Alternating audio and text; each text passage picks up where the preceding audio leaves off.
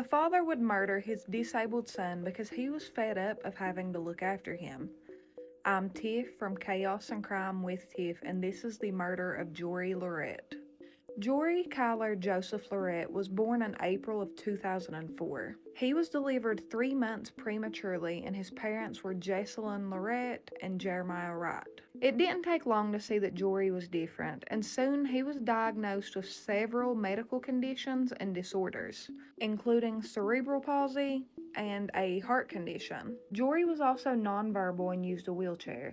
He was extremely vulnerable and needed constant attention, love, and care, which was something that his mother, Jessalyn, was more than happy to provide to him. She described Jori as her little star, but she also had to hold down employment. She worked as a caretaker for a disabled adult in order to provide for her family and put food on the table. Jessalyn was Jori's primary caregiver, over top of Jeremiah, Jori's father, who was unemployed. Jessalyn and Jeremiah had been in a relationship for a decade, but she was actually planning on ending things with him.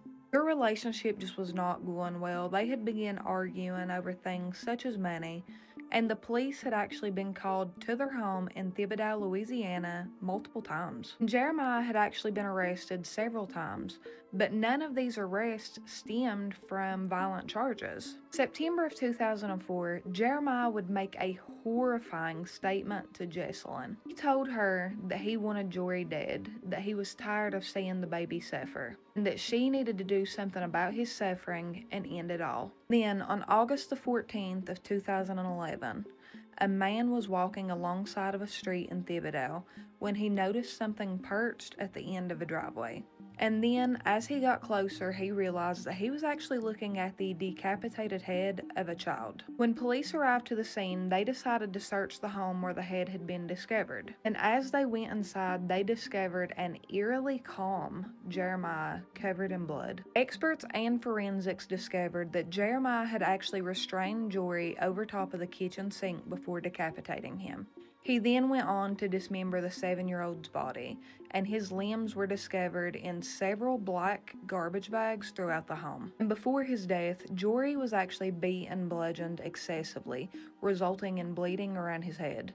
Investigators were still speaking with Jeremiah inside whenever Jessalyn pulled up, shocked to discover that her home was covered in police tape. She had left Jori with Jeremiah so that she could go out and get the family vehicle fixed, so that Jori could go to a doctor's appointment that same afternoon. But little did she know that just 30 minutes after she left, Jeremiah would murder Jori in the most horrific, brutal, barbaric way. During interviews, Jeremiah would actually give a complete confession to detectives on what he had done to Jori. He had also stated that he left Jori's head out in the driveway intentionally for Jessalyn to find, that he wanted her to feel stupid for coming home and finding Jori's decapitated head. He also even expressed that he had committed this murder because he was tired of caring for Jori.